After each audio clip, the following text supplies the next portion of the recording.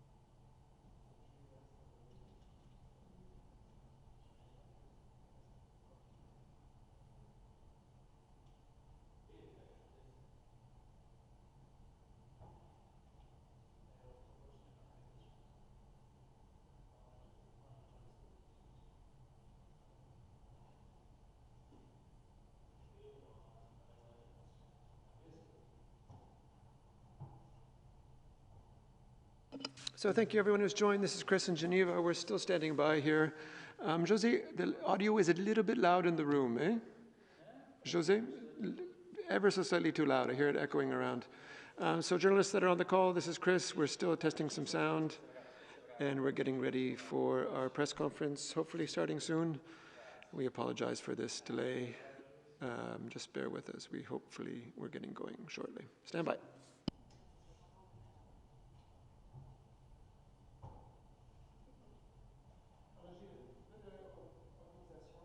Chris, is the sound better?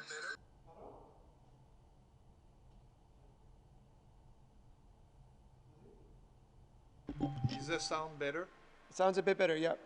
Just keep an eye. I might give you a sign if the questions are...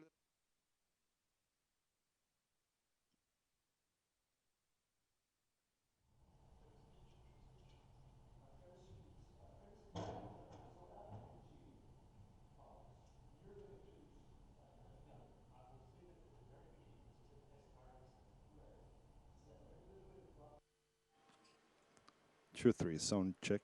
This is a sound check.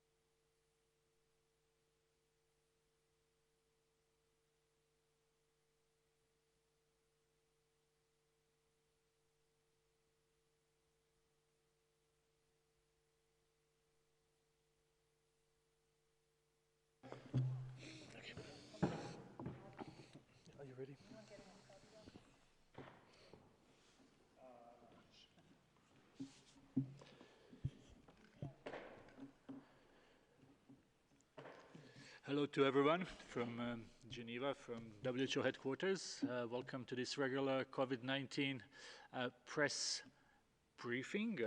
Welcome to everyone who is watching us on a number of WHO platforms. There's more than 400 journalists watching us on Zoom as well, with a number of questions waiting for our guest today. And today we have a special guest. That's Kristalina Georgieva, Managing Director of the International Monetary Fund. She will join this briefing to update about the economic impact of the COVID-19 pandemic and the response of the International Monetary Fund. For journalists who are online and wish to ask questions, please click raise hand. We will start with Dr. Tedros, who is joined by Dr. Maria Van Kerkhove and Dr. Mike Ryan. Dr. Tedros, please. Thank you, Tariq. And good morning, good afternoon, and good evening. As Tariq said, we're delighted to be joined today by Kristalina Georgieva, the Managing Director of the International Monetary Fund. Welcome, my sister.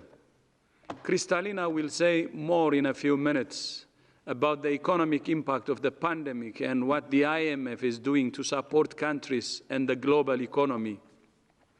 More than 1 million confirmed cases of COVID-19 have now been reported to WHO, including more than 50,000 deaths. But we know that this is much more than a health crisis. We're all aware of the profound social and economic consequences of the pandemic. The restrictions many countries have put in place to protect health are taking a heavy toll on the income of individuals and families and the economies of communities and nations. We're in a shared struggle to protect both lives and livelihoods. In the short term, countries can ease the burden on their populations through social welfare programs to ensure people have food and other life essentials. For some countries, debt relief is essential to enable them to take care of their people and avoid economic collapse. This is an area of cooperation between WHO, the IMF, and the World Bank. But ultimately, the best way for countries to end restrictions and ease their economic effects is to attack the virus.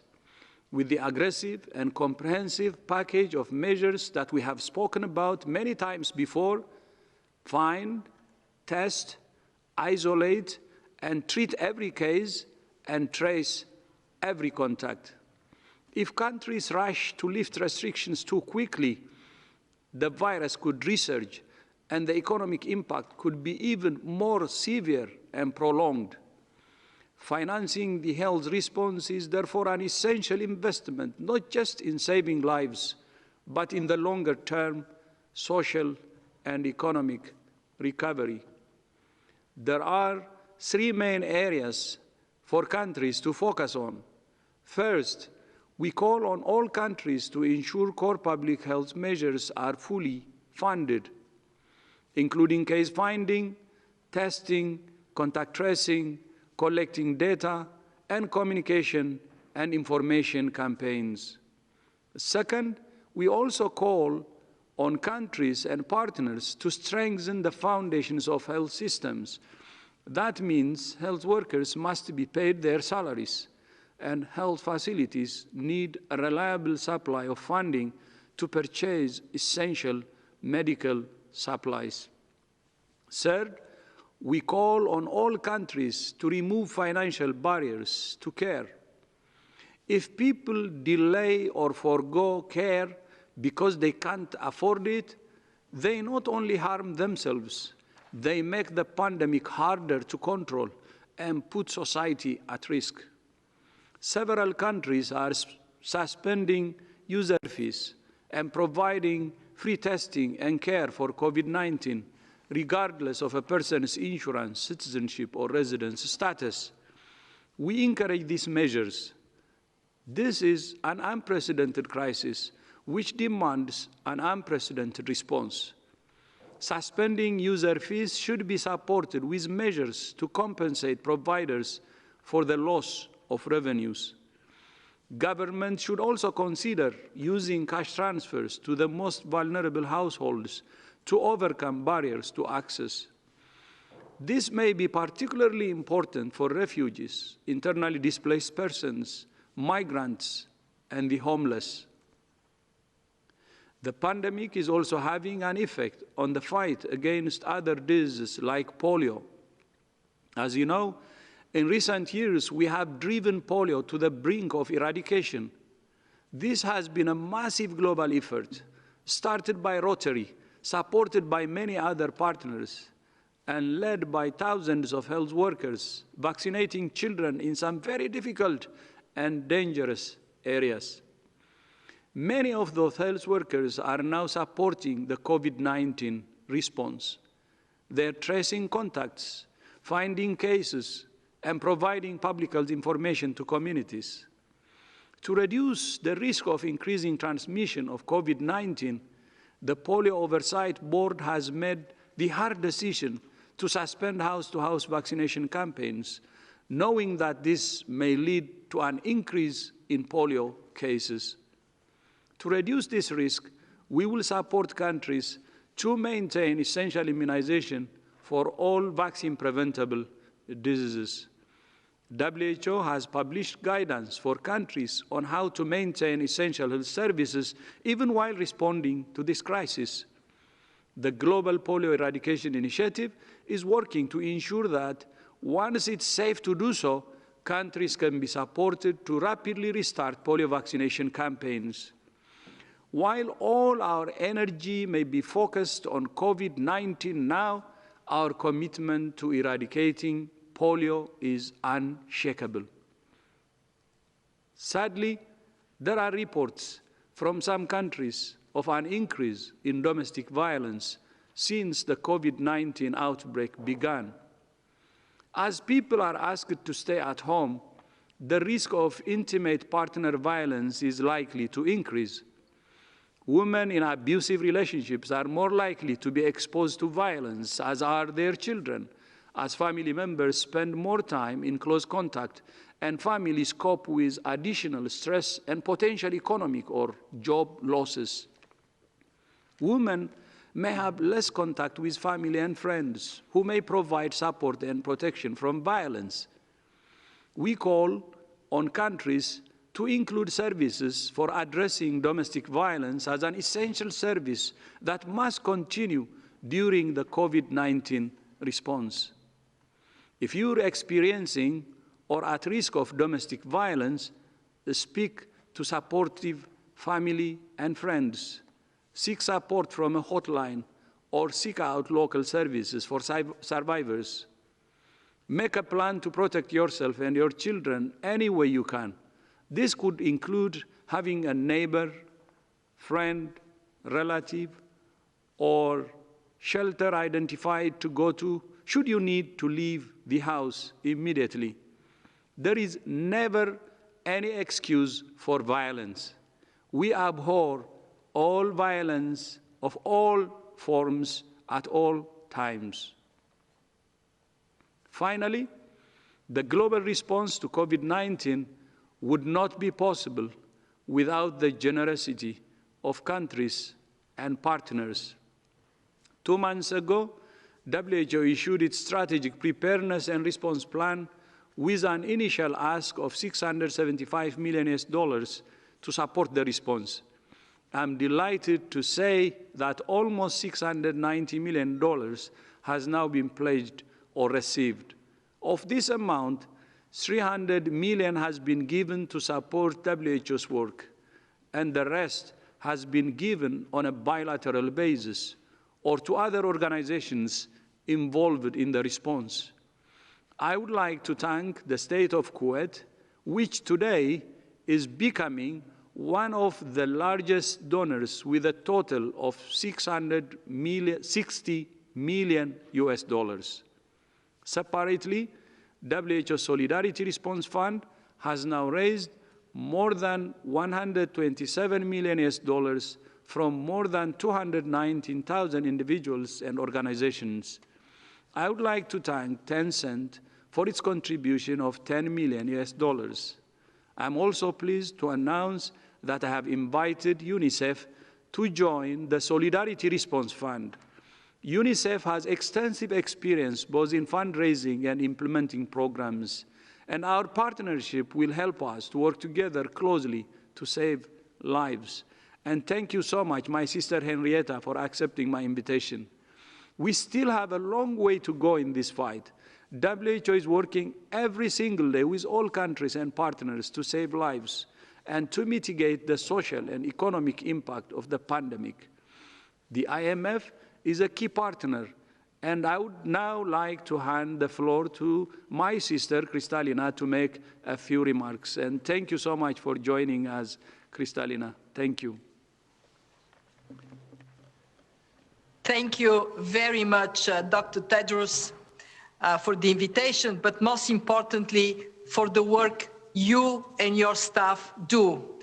And I want to express from the bottom of my heart a gratitude to all health workers that are on the front line to save lives, sometimes risking their own.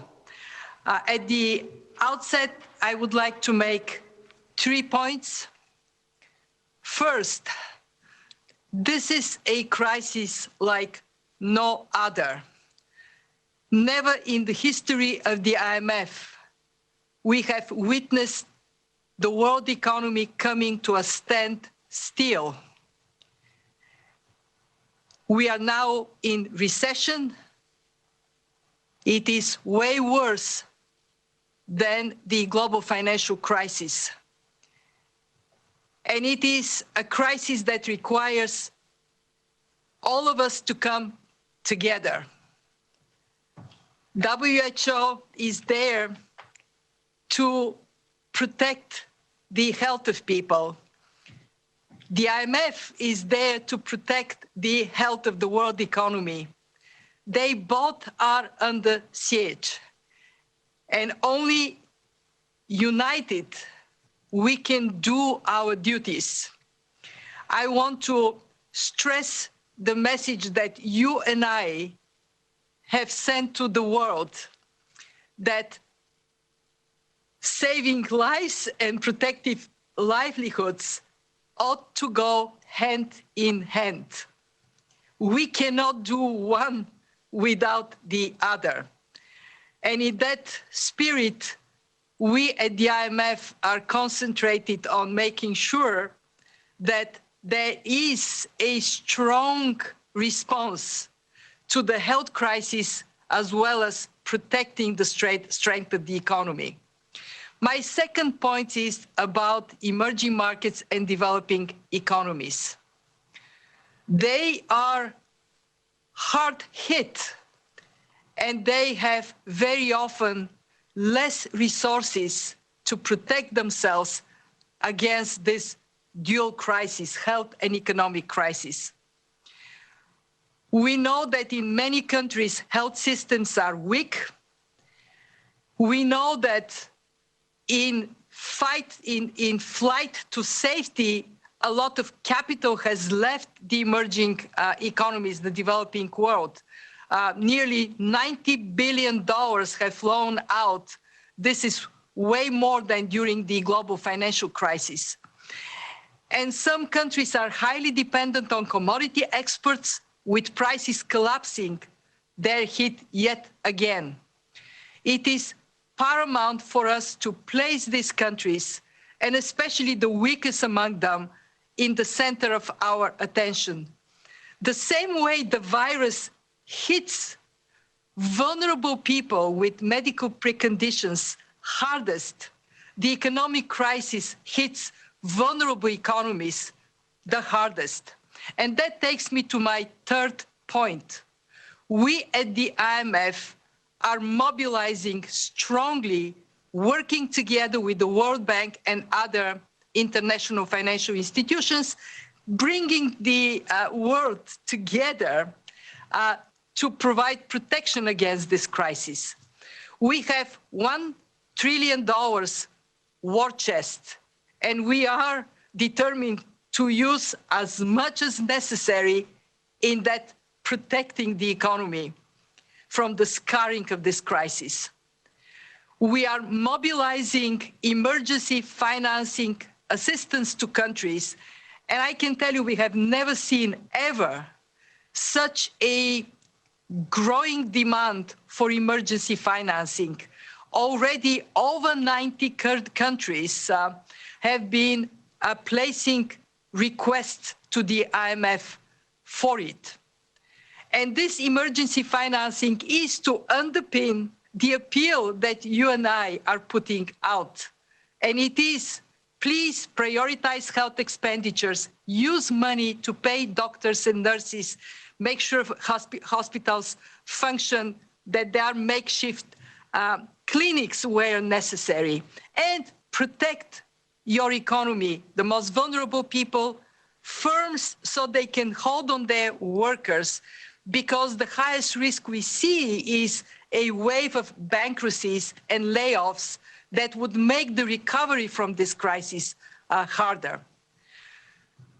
Third, we, in this line of financial support, we have the big one, 1 trillion, we have the emergency financing. We are also taking strong action for the poorest of our members by mobilizing grant funds to serve their duties to the IMF, so they don't have to use scarce resources today for that purpose. And together with the president of the World Bank, we put out an appeal to official bilateral creditors for the time the economy is standing still to have debt service obligations also in standstill, a moratorium on debt service for either countries.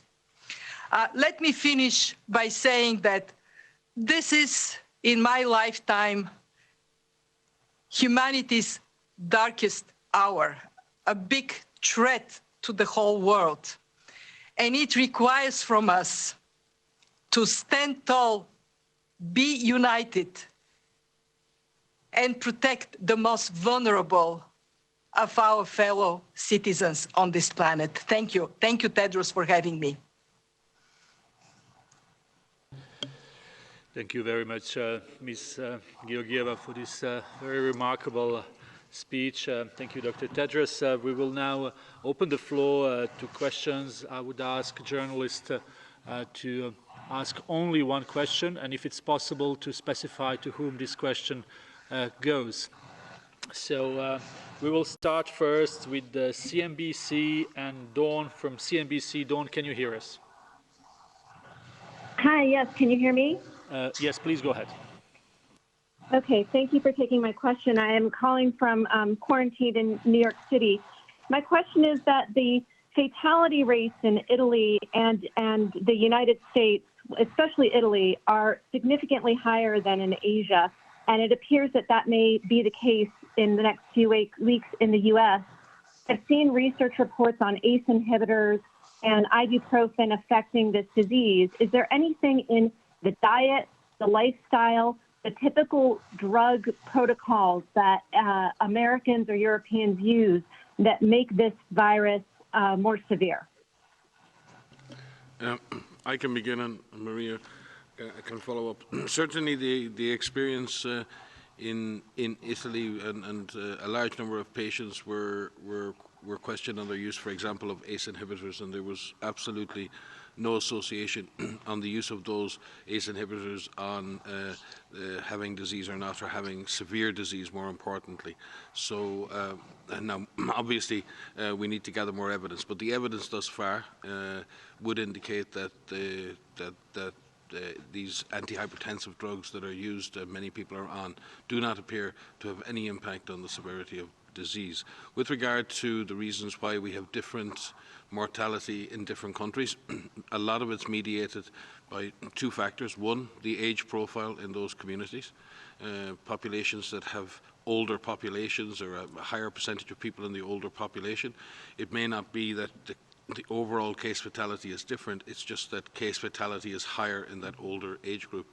equally the presence of underlying conditions in those individuals, and the incidence of underlying conditions in those individuals can also lead to worse outcomes. So you have a lot of issues that have to be factored in when you try to work out why one country's mortality rate is higher or lower than another's. And obviously as well, and this has to be taken into account, that systems that come under huge pressure, systems that are overloaded with fatigued doctors and nurses, with many, many sick patients at one time, clearly the outcomes for those patients can be worse.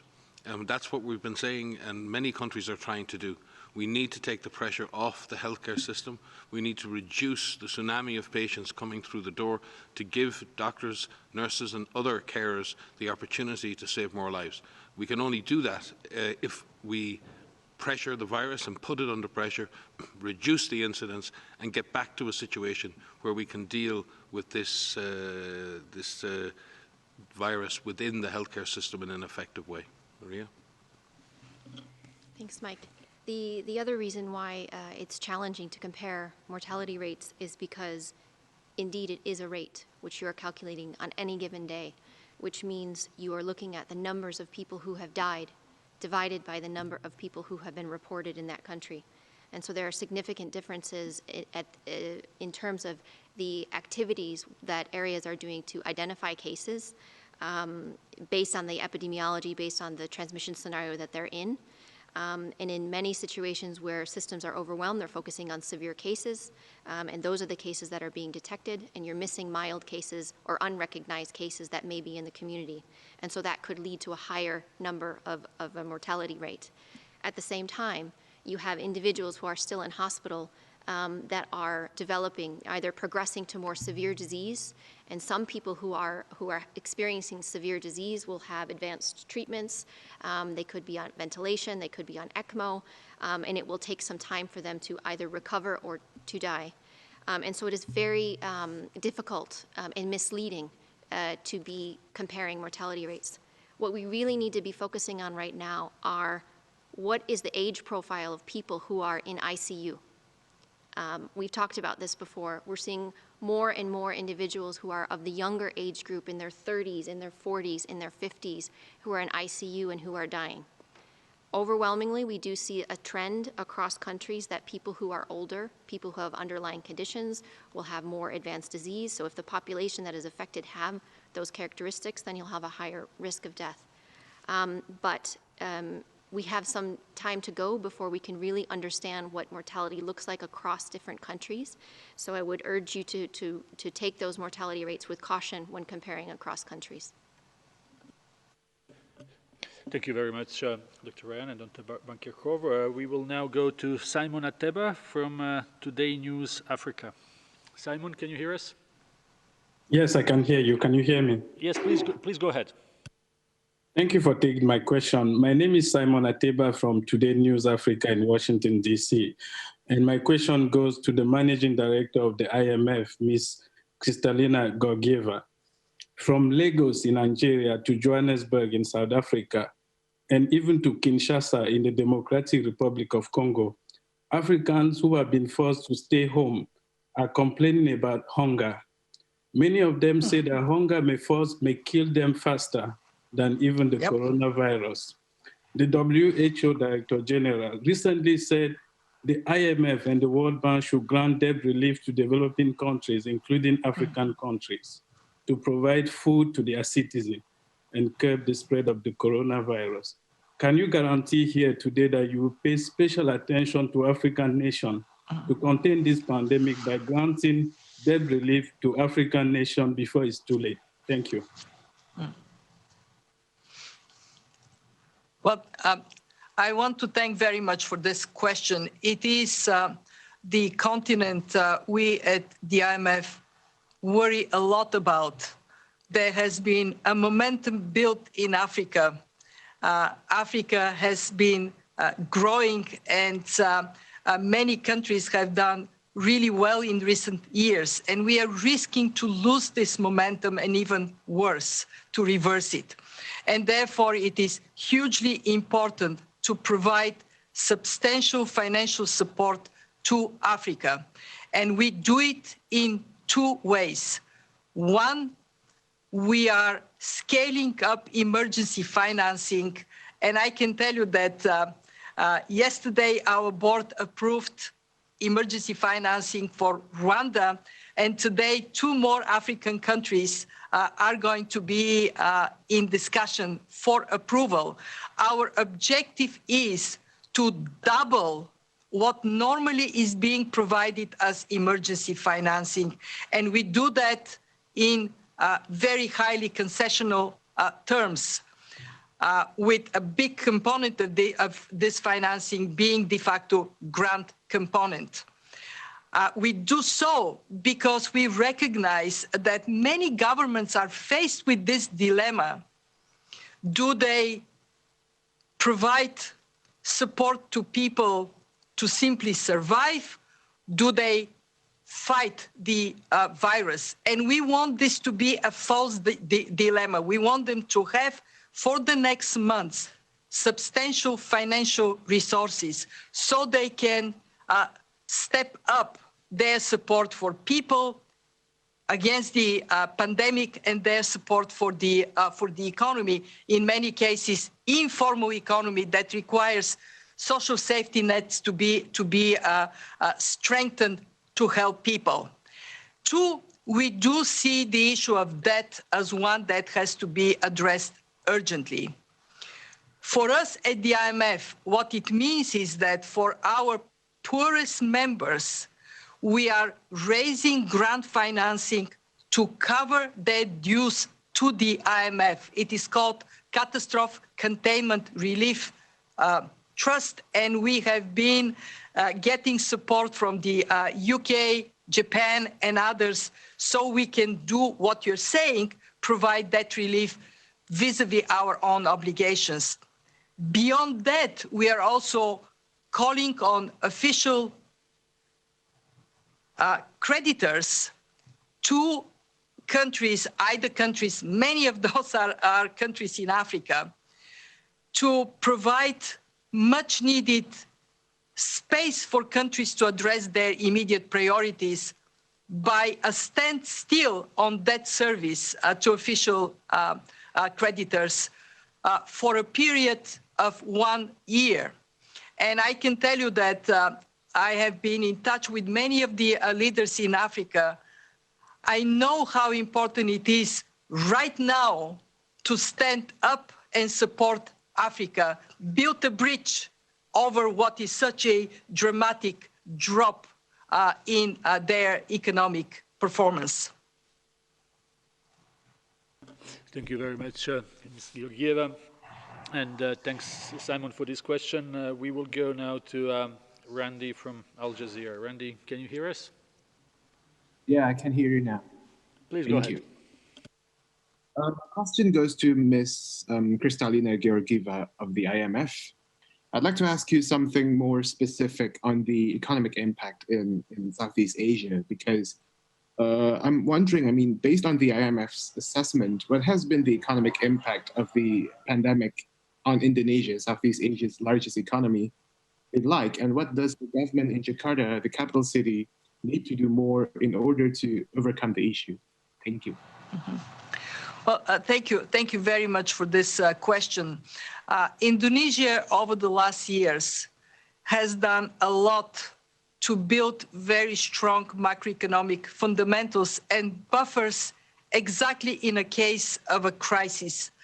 And what is happening today is Indonesia is taking a set of measures that are significant, they're large, and they're well targeted to support the economy to go through this very difficult time.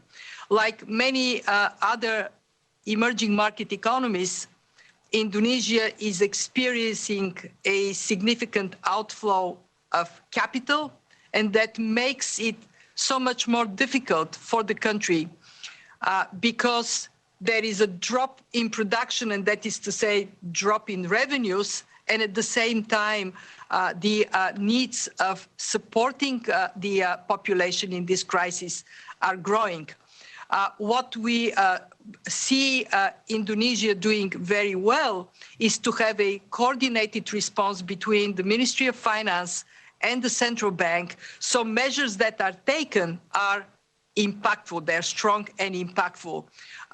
We are also fully aware that the issue of dollar liquidity is one that many countries, including Indonesia, needs to wrestle with.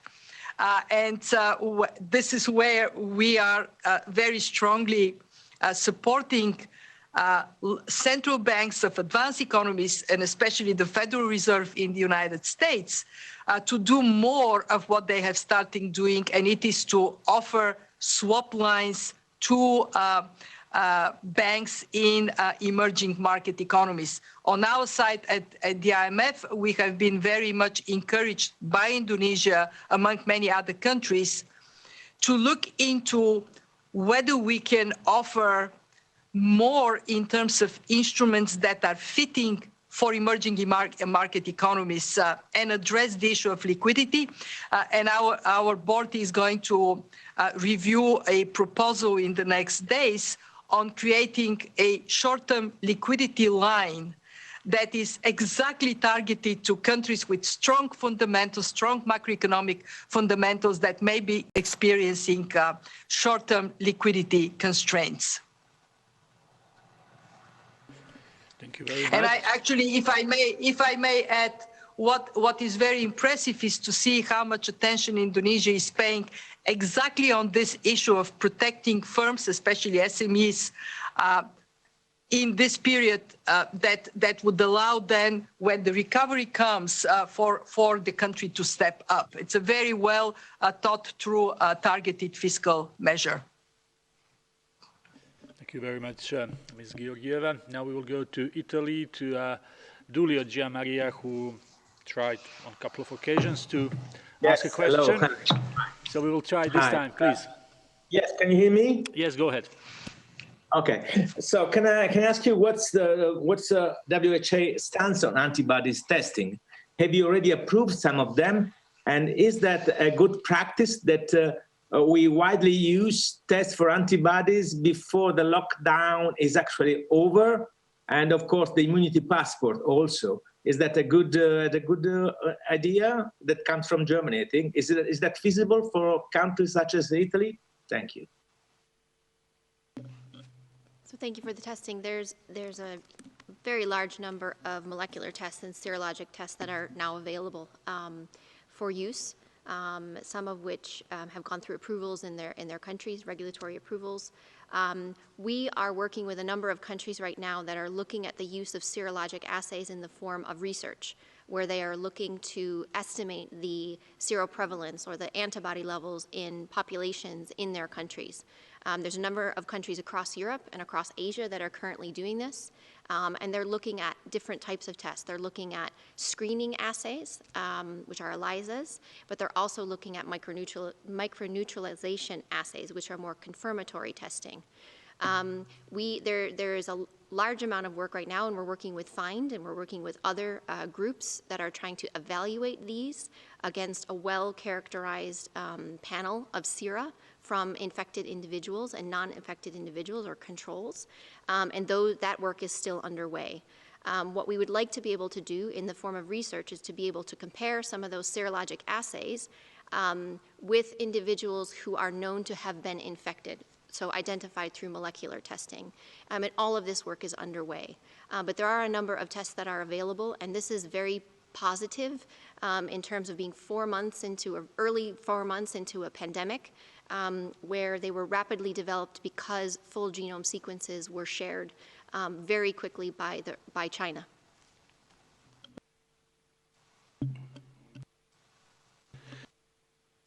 Just add, the tests that are currently being used are PCR-type tests that detect the virus, and usually in the nasal cavities of individuals. So if someone is symptomatic and they get tested, you test for the virus.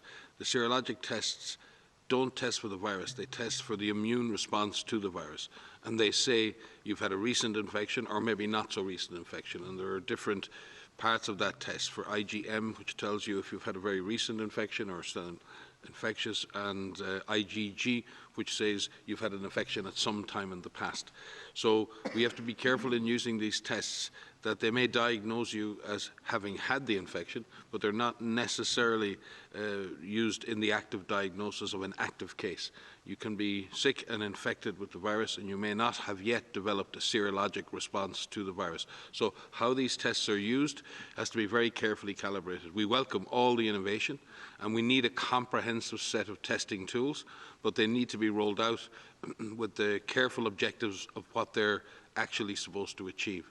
But we do welcome the innovation, we welcome the private sector innovation, and we welcome governments introducing these testing into their national policies in the appropriate way. Thank you very much. We will go now to Agnes, our colleague based here in Geneva from AFP. Agnes, can you hear us? Yes, hello, Tarek, I can hear you. I wanted to add a question to something that Maria Kerkhoff said before. She said, if I understood well, that more and more, it appears that more and more young adults are in intensive cares. If she can give us some figures about that, and if she has any explanation. Thank you. So thank you for that question. Yes, indeed, we are seeing more and more younger individuals who are experiencing severe disease. I should say overall, most of the people who are experiencing severe disease and ending up in ICU and needing advanced care are people of older age and are people who have underlying conditions. But what we are seeing in some countries is that there are individuals who are in their 30s, who are in their 40s, who are in their 50s, who are in ICU and who have died. We've seen some data from Italy, we've seen some data from China, we've seen some data from a number of countries across Europe where people of younger age have died. Some of those individuals have had underlying conditions, but some have not. And so what we need to better understand is why there are young people who are dying from this infection. There are still many unknowns at the present time, so I can't give you a complete answer on that. But what is important is that people who are infected with this, even if they have a mild disease, what is classified as a mild disease or a moderate disease still includes pneumonia. And if you hear anyone who has been infected, who explains the kind of disease that they've had, it's still pretty significant, even if you don't require hospitalization. But what we need to better understand, and these will come through these natural history studies, which are being conducted, of why are some people progressing from moderate disease to severe disease to critical disease? Why are some people progressing backwards from very, very severe disease to more moderate disease and recover? So these are really fundamental questions that we need to better understand so that we can improve our standard of care for anyone who is infected with this. There's also a large number of clinical trials that are underway that you're aware of that are looking specifically at therapeutics for COVID-19, and those are currently being conducted, and we're hoping for results of those in the coming months. So again, we can have more specific options for people for treatment for COVID-19. But sorry, if I understood well, you were saying that at the beginning of the epidemic, there was more older people and that now there are more young people infected and in intensive care. Is it a change? So it's not a change, but with more countries affected and more virus circulating, we're going to see maybe some slight differences in epidemiology in different countries. It's too early to conclude one way or another if this will be the same in all countries. As we mentioned before, it depends on the populations that are affected, that are infected. But what is important is that everyone needs to do what they can to prevent themselves from getting infected. And by preventing themselves from getting infected and taking those measures will prevent the onward transmission to someone else who could perhaps be more vulnerable. Mike? And if I may add, there was a tendency at the beginning in the last number of months for almost a dismissive attitude to say, well, this disease is severe in older people, and it's fine in younger people. And maybe that was a way of people assuring themselves that younger people were not going to be so badly affected. But we've been saying again and again in this forum and with our data, in Korea, even in Korea, who have managed to control the disease, 1 in 6 deaths have been in people under 60. In Italy, over the last 5-6 weeks, at least 10 to 15% of people in intensive care have been under 50. It's not that anything has changed. It's that we collectively have been living in a world where we've tried to convince ourselves that this disease is mild in the young people and it's more severe in older people, and that's where the problem is. And I think the evidence has been there all along, that there is a spectrum of severity, and it is definitely more severe in older age groups, but there is a spectrum of severity in younger people as well, and sometimes in younger people with underlying conditions and sometimes not. So I don't think there's been a significant change. As the numbers grow, as the clinical data is collected, we begin to see that this disease has an impact on the young as well as the old. But again, younger people tend to have a milder course of disease. But that is also younger people, and that is not to scare younger people to say, oh, you need to be careful because you may become very sick. In the main, younger people still have a milder course of disease. What we've also been saying is milder people who get sick can transmit the disease to people who are even more vulnerable. So there are 2 reasons here for younger people to avoid infection. 1, it is not always a mild disease in your age group. And 2, if you get sick and you start to transmit that virus, you may infect someone who's in an older age group who is vulnerable, and therefore you need to try and do whatever you can to protect yourself and protect others. Thank you. Maybe I would like to add, in order to remind young people, I said several weeks ago that to young people in my message, in our presser, in one of our pressers, that you're not invincible. And because we had cases actually how the virus was affecting young people too. Still, older people are more vulnerable, and people with underlying conditions are more vulnerable. But we have even now more evidence that it affects younger people too. And that's what we're saying today. But if you compare that to still, the senior citizens are the most affected, but we have now more and more cases also from the younger population. Thank you very much. We will go now to Latin Finance Network and Joe. Joe, can you hear us? 1 second, we connect to... Yes, please, go ahead. Yes. Oh, thank you. There's this question is for World Bank. So for the IMF, I'm sorry. So this is, the question is, I'm sorry. There's been, in this situation, there's probably been a lot of work on trying to do institutional innovation, and the role of the IMF has been very active in raising funds to help the poorer countries. But there's also been some talk about extended quantitative easing from central banks in Europe to the global level. And I was wondering the role that, if the IMF is considering a new kind of role there in sort of serving as a guarantor or intermediary in a global level of quantitative easing, where central banks in Europe and the US buy sovereign bonds from emerging markets. I was what the policy is at this moment. Yep. But thank you. This is a very interesting question. Let me first say that we have seen unprecedented stepping up of action of central banks and also of ministries of finance in advanced economies. That has been done in a very short period of time with a tremendous significance, because we have seen, as a result of this determined action, some stabilization in markets, and most importantly, financing going to protect people, protect firms, protect jobs. That could have not been done by central banks alone, on their own only. It does require the monetary side and the fiscal side to come together. So I just want to recognize that what has been done is unprecedented. The problem we face is gigantic, but also the actions that are taken are very significant, very big.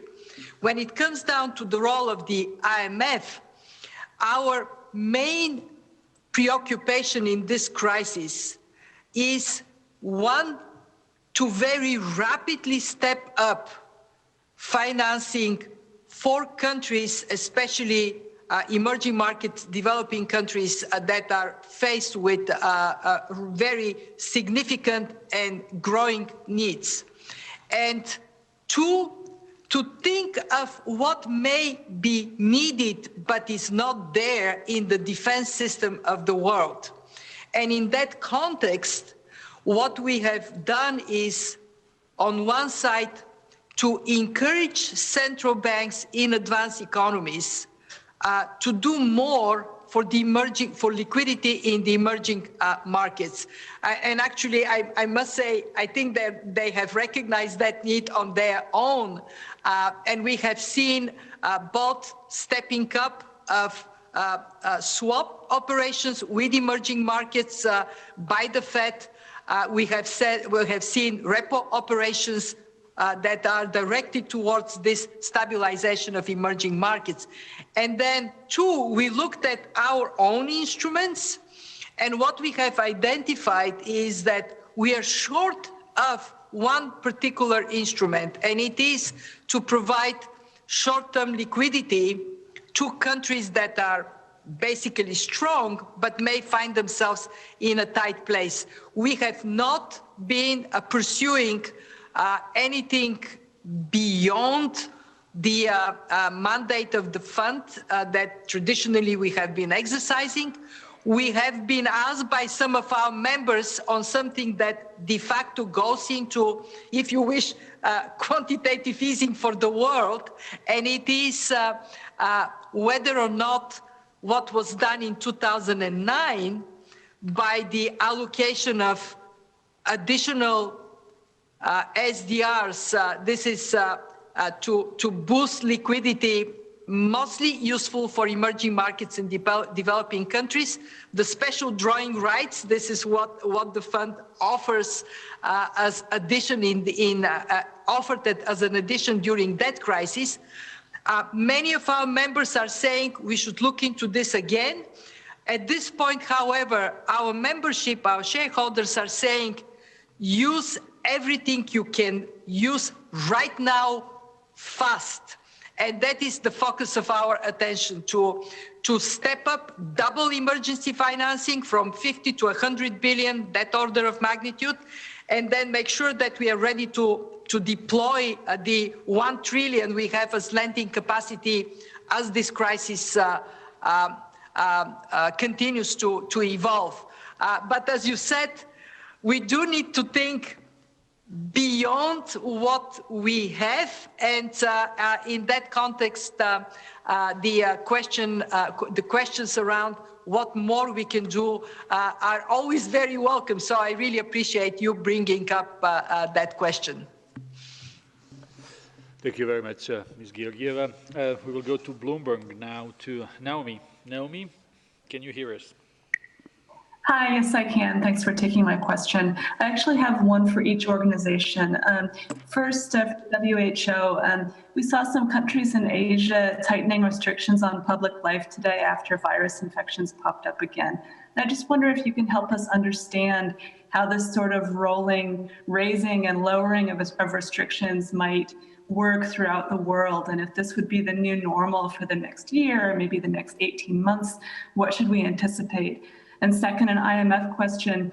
Do we have any assurances that China supports a postponement on official bilateral debt repayment?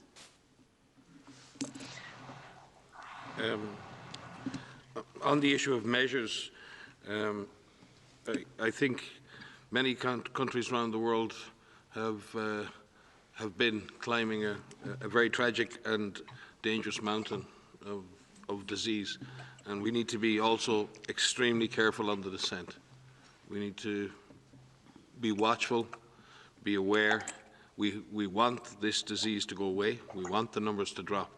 But as they drop, and as we try to come up with transition strategies to allow economies and social life to re-emerge, and nobody wants that more than us here at WHO and all our medical and nursing colleagues around the world, our healthcare professionals.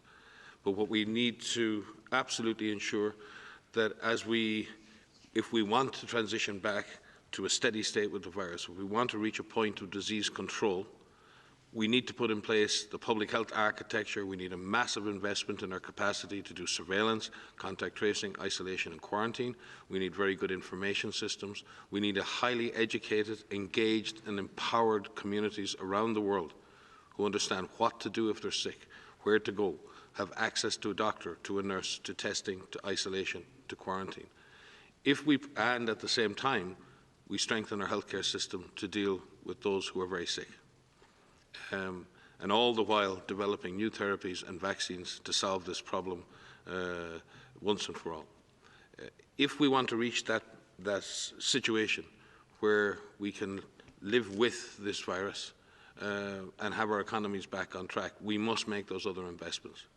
As we do that, there will always be the chance, as we lift and as governments lift shutdowns, lockdowns, as people go back to school, we have to have in place to protect almost the safety nets, the other things in the system that can trigger and maybe and may happen. We may have to modulate that. We may have to decide which are the measures we can put back in place, if necessary, to create more physical distance. And we don't want to end up in a cycle of lockdown followed by release, followed by another lockdown, followed by release. That's not the way forward. And the way to avoid that is we need a transition strategy that gets us back into more control of the virus. We need to get ahead of the virus, and then if we are in control, we can protect our economies. But if we lurch from lockdown to poor control, and back to lockdown, and back to poor control, that is not what anybody needs right now. So the investment we need to make, the lockdowns have given some time. They've taken the pressure out of the epidemic. We see that. This is precious time, not only to strengthen the healthcare system, as the DG has said, but precious time to put in place the public health architecture, the testing, the community education, and build this response from the community up. That's the challenge. And if we do that, we have a chance of transitioning back into a life, an economic and social life, that may, in some senses, not be the same again. Maybe a more caring, engaged society with a better healthcare system, with better universal access to healthcare, with more social justice and more care for each other. And that won't be a bad society to go back to. So from my perspective, we need to work hard now to put in place the comprehensive architecture of public health and healthcare if we're going to unlock safely from the economic measures or from the societal measures and population measures that are affecting and impacting people's social and economic future. Thank you very much. Would you, Ms. Georgieva, would like to answer the question, please? Yep. Yes, thank you. Thank you for your question. China is constructively engaged on this issue of that standstill for poor countries so they can weather the tremendous difficulties they're faced with during this crisis. We had a G20 Ministers of Finance call earlier this week. This topic of potentially having a debt relief for either countries, for poor countries, was on the agenda, and China addressed that issue by framing a set of principles they would be interested to see being integrated in that process. And it is also important to point out to China's decision to contribute to the catastrophe containment and relief trust that the IMF has been mobilizing to make sure that poor countries do not have to serve their debt obligations to the IMF, that this would be taken over by grant provision. And China is one of the countries that are making commitments to that fund, to that trust, the Catastrophe Containment Relief Trust. We will be obviously working with everybody in the next days, the G20, the Paris Club, IMF, World Bank. By the time of our spring meetings, we look forward to advancing this discussion. Thank you very much, Ms. Georgieva. We will now go to Dhaka in Bangladesh. Mr. Maruf Tawfiq, can you hear us? Yes. Please go ahead. Thank you very much. I would like to address Mr. Director General and WHO headquarters. I want to a question. Have any your special observation in Bangladesh testing policy or testing system on COVID-19? It's run to rights or wrong, anything wrong? What's your observation? I can take that, DG. Okay. I think your mic is still on. Thank you for your question. Dr. Poonam Singh, our Regional Director for the Southeast Asia region, and myself actually spoke with the Minister of Health in Bangladesh yesterday as part of a ministerial meeting with all ministers in Southeast Asia.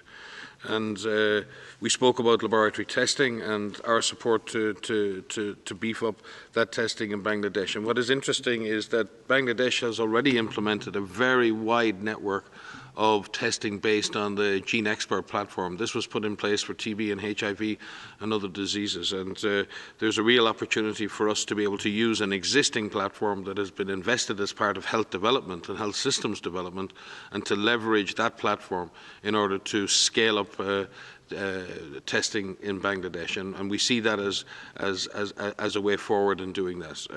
I think Bangladesh is taking the issue of testing very seriously, and the Minister was extremely keen to broaden the testing availability in the country to improve and drive surveillance using polio surveillance and other avenues. So I think there's a strong focus on good surveillance in Bangladesh, and we will do everything in our power to support Bangladesh in their efforts to beef up surveillance and to ensure that there's adequate lab testing available.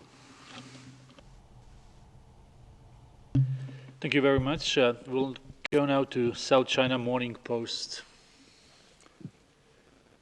If we can connect to, I think it's a Mary. Stuart from South China Morning Post. Hi, can you hear me? Yes, please, go ahead.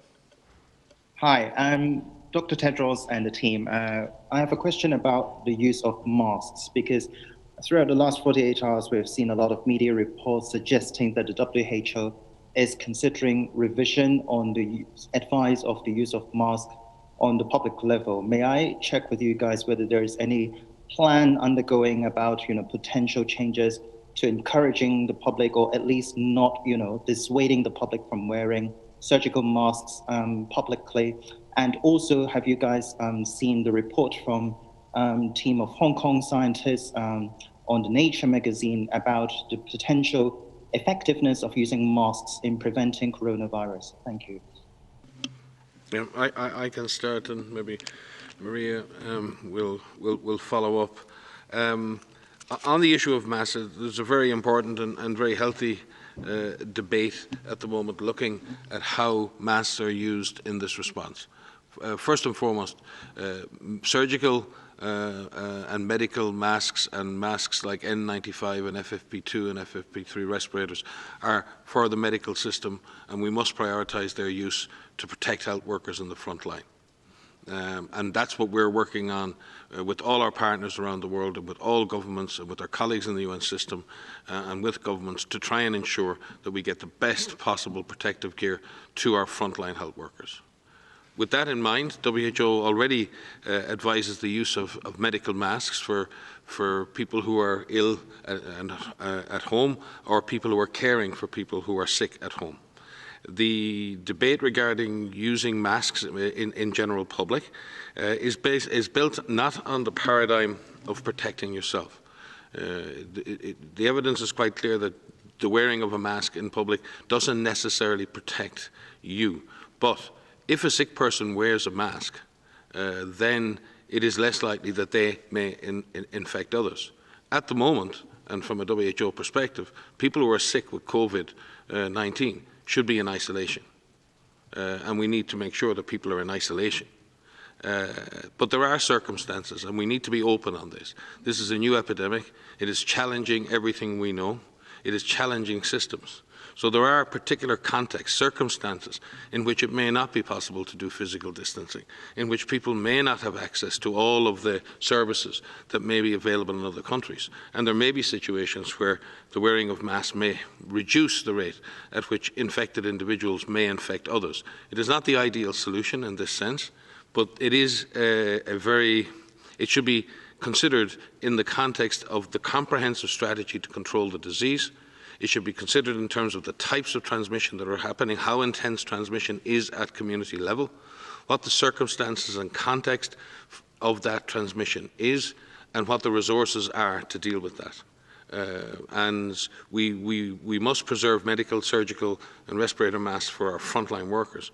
But the idea of using respiratory coverings or mouth coverings to prevent coughing and sneezing, projecting disease into the environment or towards others, that's a mechanical process, and that in itself is not a bad idea. But that doesn't negate the need for hand washing. It doesn't negate the need for physical distancing.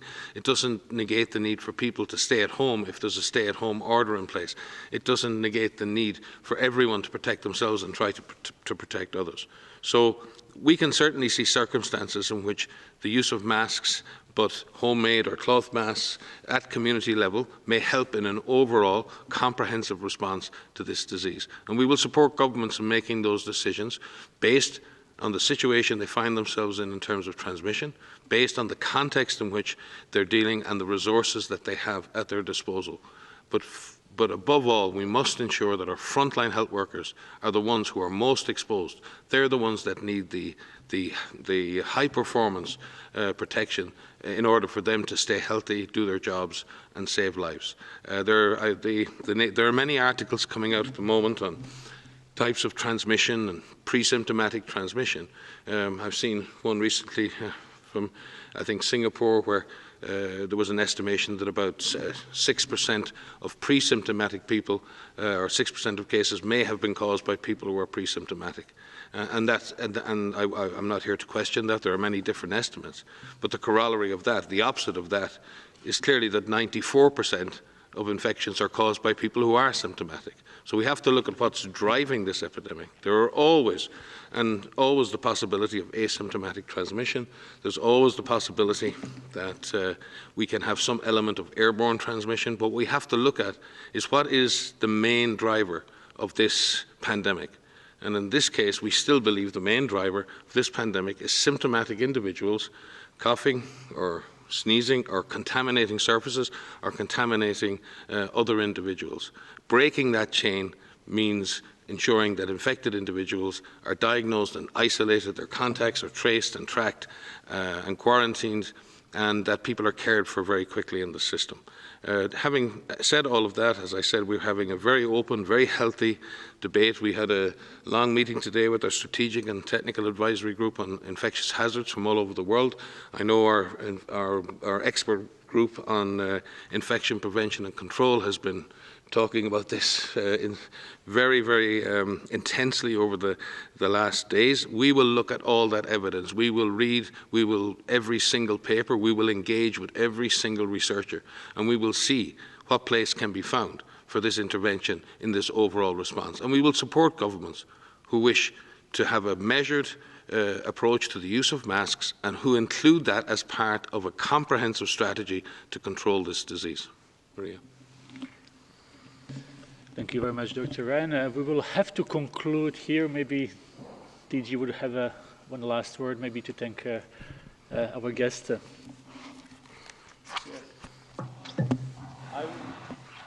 Yeah, first, if you would like to have Kristalina a few words as a closing. And thank you so much for joining us, but please. Thank you very much, Dr. Tedros, for inviting me. I do believe that bringing together epidemiology and economics is absolutely crucial. My closing message is that we will get through this, but how fast and how effectively would depend a lot on the actions we take and on making sure that in these actions we bring the world together. The commitment of my institution, of the IMF, is to play our part. Thank you again very much for all you do. Thank you, my sister. It's because, as we have agreed in our op-ed, both lives and livelihoods matter. And that's why we joined forces today. And thank you so much for this very important cooperation.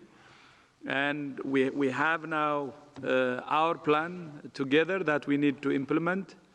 And we agree on how to handle this pandemic. And not only that, we also agree that together we can defeat this virus. This is a new virus, a new coronavirus, and the first ever coronavirus also to cause a pandemic. There are many unknowns, and we should learn every day. And while learning, the united force is really, really key. So together, as you said, I fully agree, we will overcome this. And thank you so much again for joining, and look forward to working with you very, very closely. Thank you. Thank you very much, Dr. Tedros. Thank you. Thank you, Ms. Georgieva, Dr. Van Kerkhove, and Dr. Ryan. We will have an audio file sent very soon, and transcript as well will be posted tomorrow. We will also send you some of the news from our regional and country offices in their activities against COVID-19. Wish you a very nice weekend.